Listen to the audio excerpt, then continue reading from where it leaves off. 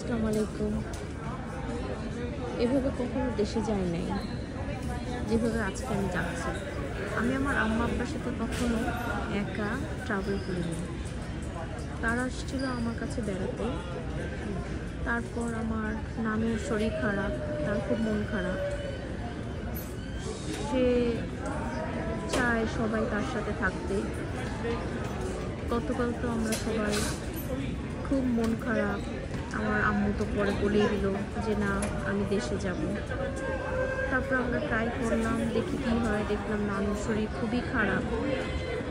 আমি যখনই বললাম নানু আমি সাথে সাথে দেখি উনি মাথাটা উঠিয়ে চোখ এদিক ওদিক তাকিয়ে দেখলো আমি কি মা। আমি বললাম আম্মা আব্বা আপনার কাছে কালকেই আসবে, কিন্তু সে তার খুব মন খারাপ, সে সব শুনতেই চায় না। তারপর তো আমরা টিকিট কাটলাম। পরে আমাকে আমার বাসা থেকে আমার হাজব্যান্ড বললো তুমি কি যেতে চাও? কারণ আমি খুব কান্না শুরু করলাম। আমাদের কত প্ল্যান, আমার আম্মা আসবে, আমি আব্বা আম্মা দুজনের সাথে বসে বসে টিভি দেখা, মুভি দেখা, একটু একটু এদিক এদিক হাঁটা, কোনো কিছুই করিনি। তারা এবার 6 মাসের জন্য আসছে। আমি আরও রিল্যাক্স হয়ে আছি যেগুলো করবো, কিন্তু কি হলো, আমরা তো কাঁদতে থাকলাম, খুব কাঁদতে থাকলাম।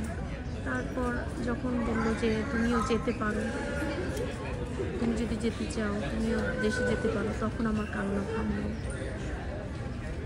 কিন্তু আমার বাচ্চাদের জন্য খুব কষ্ট হচ্ছে। ওরা অনেক বছর দেশে যায় না, ওরাও যেতে পারতো, কিন্তু ওরা বললো মাম্মি এবার গেলে হয়তো আমরা ওরকম কিছু করতে পারবো না, তাই থেকে গেল। তো আমি এভাবেই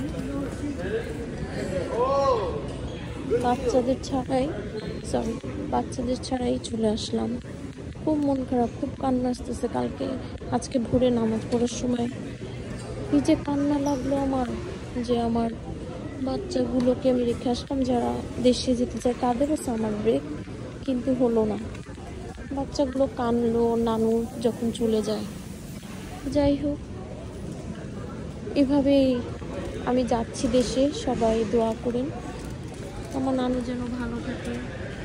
শুধু আমি না, আমার ভাই যাচ্ছে সিডনি থেকে, আমার 2 কাজিন সিডনি থেকে যাচ্ছে, সবাই যাচ্ছে দেশে দেখা করার জন্য নানুর সাথে।